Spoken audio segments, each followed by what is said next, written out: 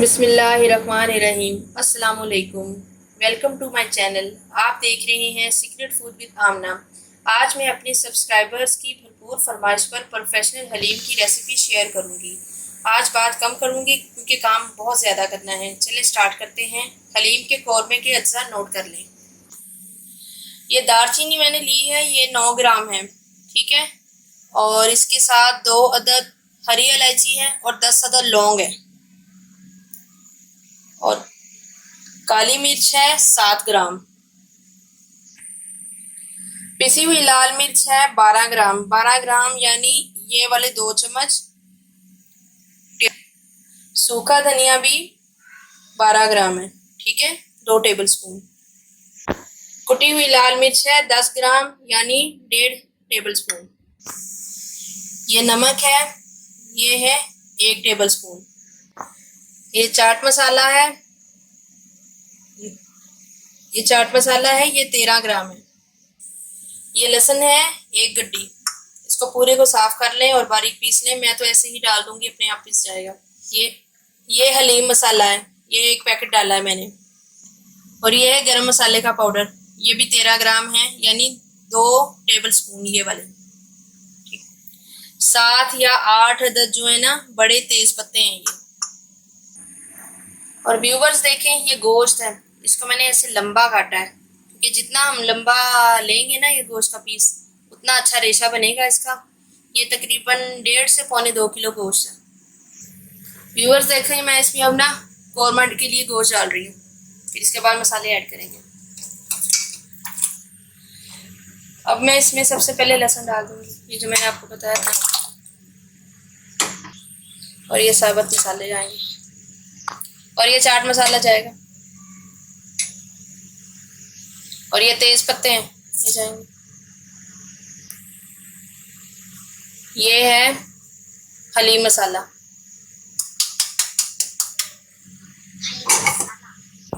और ये नमक जाएगा। ये मैंने बताया था आपको, पिंक सॉल्ट मैं यूज़ करती हूँ, हिमालयन सॉल्ट, तो ये वही जो डालूंगी मैं। ये थोड़ा कम मिकदार में जाएगा क्योंकि जो है ना हलीम मसाले में भी थोड़ा सा नमक होता है, चाट मसाले में भी नमक होता है। और ये है गरम मसाला, ये 2 टेबल स्पून जो सूखा धनिया था वो जाएगा। ये सिर्फ मिर्च का पाउडर है, ये जाएगा। ये काली मिर्च का पाउडर है, ये 1 टीस्पून था, ये जाएगा। ये है कुटी हुई लाल मिर्च, ये डाल दूँगी।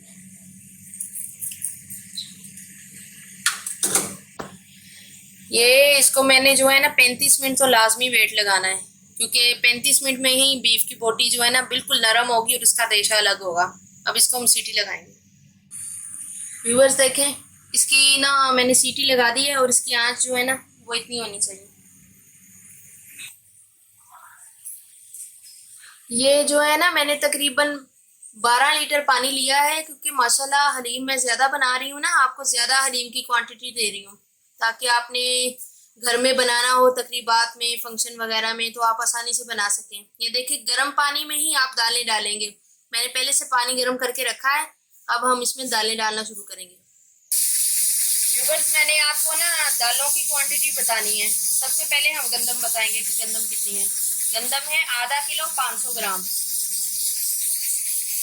और ये है जौ है 500 ग्राम, ये भी आधा किलो है। मूंग की दाल 125 ग्राम है और मसूर की दाल भी 125 ग्राम है। मैंने ये जो है ना 3-4 घंटे पहले से भिगो के रखी हुई थी। और 250 ग्राम है चने की दाल, ये भी मैंने 5-6 घंटे से भिगो के रखी थी। इधर जरा, ये गंदम मैंने पूरी रात भिगोई थी ताकि जो है ना अच्छी सी गल जाए। ये देखो माशाल्लाह अभी से गल गई है। और ये जौ भी मैंने पूरी रात से भिगोया हुआ है, देखें कितना अच्छा गला हुआ है। ये बहुत सॉफ्ट होती हैं, ये तो 10-15 मिनट में ही गल जाती हैं। और जब ये इतनी तेज़ आंच में पतीले में हम गलाएंगे हलीम के साथ तो ये तो वैसे घुट जाएंगी और घोटा भी तो अभी लगेगा ना। व्यूअर्स देखें, ये जो है ना सीटी चल रही है और मैंने आपको बताया था ना कि 35 मिनट इसका हमने चलने का वेट करना है। तो फिर गोश्त मैं निकालूंगी तो आपको दिखाऊंगी। अभी हम दालें डाल दें। व्यूवर्स देखें, ये मैं दालें डाल रही हूँ। सबसे पहले मैं चने की दाल डालूंगी। व्यूवर्स देखें, ये मैं गंदम और गेहूं दोनों अंदर ऐड कर रही हूँ। साथ साथ हिलाते भी जाएंगे। ये देखिए, गंदम और गेहूं। ये देखें, ये वाली दालें जो मैंने बोला था ना, मूंग मसूर की दाल, ये डालेंगे सबसे एंड में। व्यूवर्स देखें, अब इसमें भी थोड़ी सी नमक मिर्च जाएगी। ये लाल मिर्ची का पाउडर है 1 टेबल स्पून। ये 2 टीस्पून जो है हल्दी है, ये मैंने इसमें शामिल करनी है कलर के लिए। ये गरम मसाला पाउडर है, ये 1 टेबल स्पून।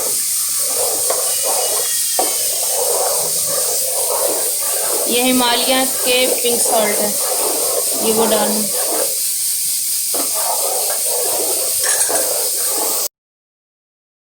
बस देखें, ये इस तरह खड़ा चम्मच लगाना है, इसको लटाना नहीं है और साइडों से उतारना है, क्योंकि ये बहुत जल्दी ना चिपकने लग जाती है। और हाथ बिल्कुल नहीं रोकना, ये बहुत मुश्किल होता है हलीम बनाना। इसको जो है ना मुश्किल से बनती है, लेकिन ये है कि अगर आप कोशिश करेंगे इसी तरह तो अच्छी बना लेंगे। और बाद में जो है ना, मैं आपको बताती हूँ घोटा ऐसे लगाते हैं।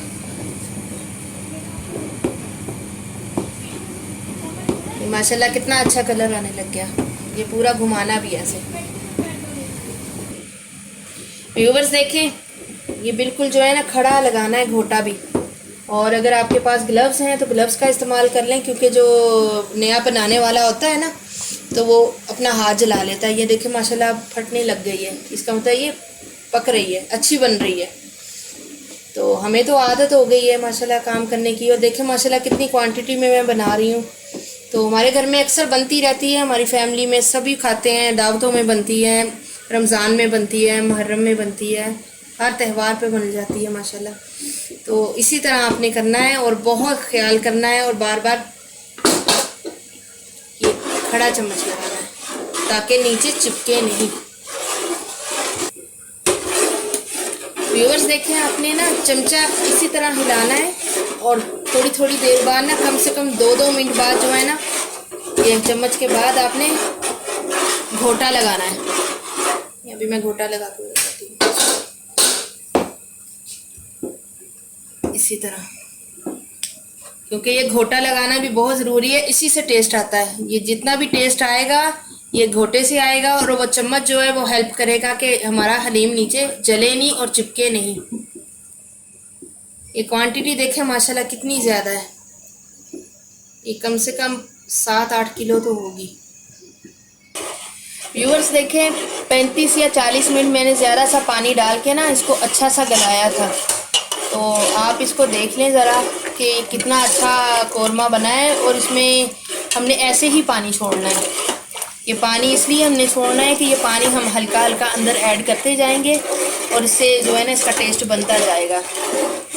और जिस वक्त ये आप कौरमा कर रहे होंगे उस वक्त आपने हलीम का भी चमचा नहीं छोड़ना, क्योंकि हलीम अब जो है ना जल जाएगी अगर इसको छोड़ेंगे। ये देखिए, जब इस कंडीशन में आ जाएगा ना, तब हमने ये इसकी ना ये करी अंदर डालनी है। ये कौरमे की जो हल्का हल्का शोरबा हमने छोड़ा था, ये डालने से बहुत अच्छा कलर आएगा और बहुत अच्छा फ्लेवर भी आएगा इसका। ये बोटियाँ छोड़ देंगे और ये जितना भी इसमें पानी है ना, ये हम इसका अंदर ऐड कर देंगे। घोटा मसलसल लगाते रहना है आपने, चम्मच नहीं छोड़ना। जितना ज़्यादा इसमें आप घोटा और चम्मच का इस्तेमाल करेंगे उतना ही ज़्यादा अच्छा होगा। व्यूअर्स, ये कटोरी देख लें, ये कटोरी लेके ना आपने पूरी ऑयल की भर के ना, आपने वो जिस गोश्त में से कौरमे में से आपने करी निकाली है ना, उसके अंदर दोबारा भर के थोड़ा सा पानी और ऐड करके उसके अंदर जो है ना, आपने मसाला कोई भी नहीं अभी डालना। आपने बस उसको चूल्हा जला के रख देना है पकने के लिए, ताकि गोश्त थोड़ा रेशे रेशे हो जाए। जब आपने कौरमे वाला गोश्त आपने दोबारा चूल्हे पे पानी और तेल डाल के रखना है ना, तो आपने जितने भी मोटे मसाले मैंने आपको खड़े मसाले बताए थे ना, जिसमें दारचीनी थी, लौंग था और हरी इलायची थी और तेज़ पत्ते थे, वो आपने सब कोशिश करके निकाल लेने हैं। वरना अगर ये सारे अंदर चले गए तो आपने इनको पीस दिया ना तो ये फिर आपके मुंह में इनका फ्लेवर आएगा तो आपको अच्छा फील नहीं होगा, पूरा टेस्ट ख़राब हो जाएगा। आप इसको निकाल लें तो ज़्यादा अच्छा लगेगा। मैंने आपको बोला था ना कि वो जो कौरमा है उसमें जो हमने गोश्त रखा हुआ है उसमें दोबारा हमने तेल डाल के पानी डाल के चढ़ाया था। मैंने ना वो गोश्त निकाला था और ये मोटा मोटा रेशा ना कूट लिया है डंडे के साथ, लंगड़ी डंडे के साथ कूट लिया है इसको, तो ये ऐसी ही कंडीशन में आ गया है। ठीक है, अब मैं इसको वापस जो है ना कुकर में डालूंगी और हल्का सा गर्म कर लूँगी ताकि इसके रेशे अलग अलग हो जाएं। ये देखिए, इसमें डाल के ना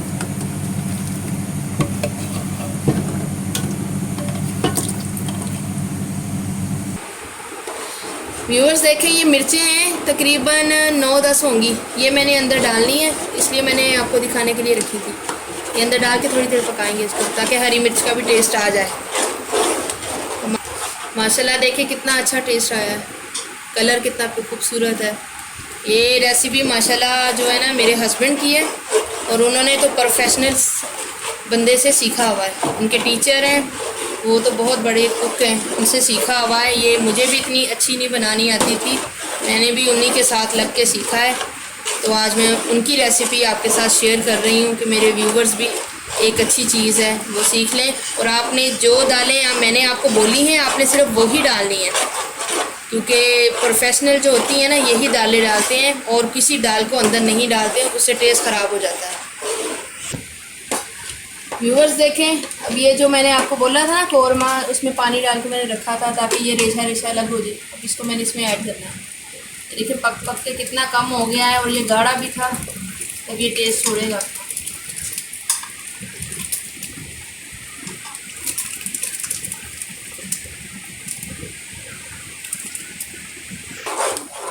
व्यूअर्स देखें, ये तड़के का सामान अब मैंने तैयार करना है, तो इसको ऐसे पहले हिलाते रहें। जब हल्का सा पानी खुश्क होने लगे ना तो साथ साथ आपने तड़के की तरफ भी जाना है, क्योंकि तड़के में फ्राइड ऑनियन जाएंगे और साथ में मसाला जाएगा एक और धनिया पुदीना जाएगा। ठीक है व्यूअर्स, एक और बात मैंने आपसे सीक्रेट शेयर करना था। बाज़ लोग शिकायत करते हैं कि हमारे हलीम में रेशा नहीं आया, गोश्त का पता नहीं चलता। देखिए मैंने आपके सामने कितना ज़्यादा गोश्त लिया है, 1.5 या पौने 2 किलो है, लेकिन मैंने ट्रिक ऐसी इस्तेमाल की है कि ये रेशा आपको पूरे हलीम में नज़र आएगा। मैंने आधा गोश्त अंदर डाल दिया है और ये आधा थोड़ा सा बचा लिया है। इसको हम ऐसे ना हाथों से रेशा करेंगे, रेशा करके इसको रख लेंगे।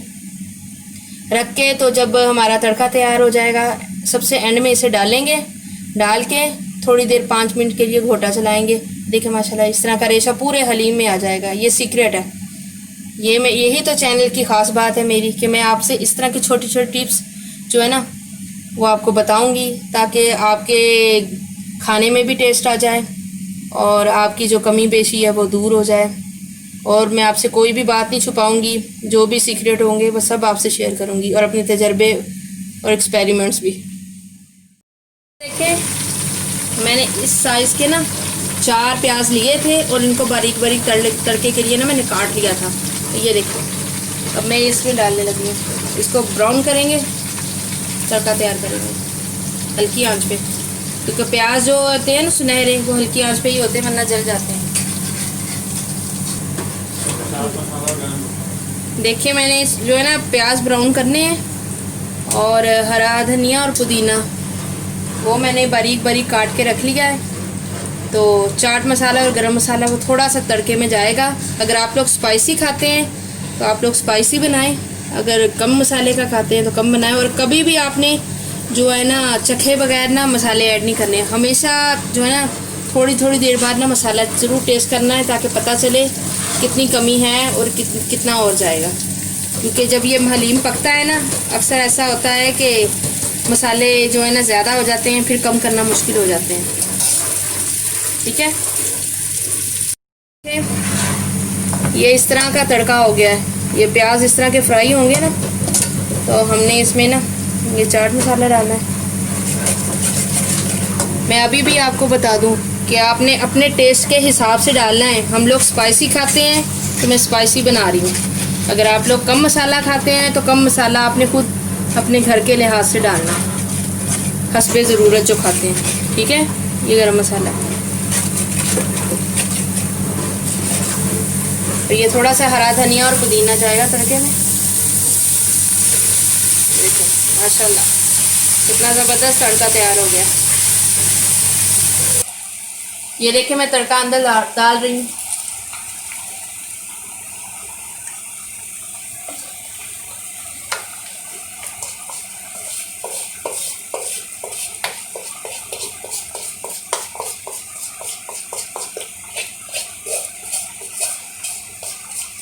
और ये आपने इसको ना ऐसे हिलाते रहना है जब तक ये पूरा तेल अपने अंदर जज्ब नहीं कर लेता। खड़ा चमचा मारिएगा क्योंकि ये बहुत फट रही है हलीम, तो आपका हाथ ना जल जाए। माशाल्लाह बिल्कुल रेडी हो चुका है। इसके बाद मैं आपको गार्निश करके दिखाऊंगी। ये देखिए माशाल्लाह कितना अच्छा रेशा बना है, ज़बरदस्त। मतलब ये माशाल्लाह बहुत अच्छा बन चुका है और इसका टेस्ट में भी लाजवाब है। ये जायका और टेस्ट जो होता है ये गॉड गिफ्टेड होता है। अगर आप लोग अच्छा पकाना जानते हैं तो आप बिल्कुल ऐसा बनाएंगे, लेकिन आपने मेरी वीडियो को स्किप नहीं करना, एक एक स्टेप को उसी तरह फॉलो करना है, तो इंशाल्लाह बहुत अच्छा बनाएंगे। एक बार मैं आपको घोटा भी डाल के दिखाती हूँ।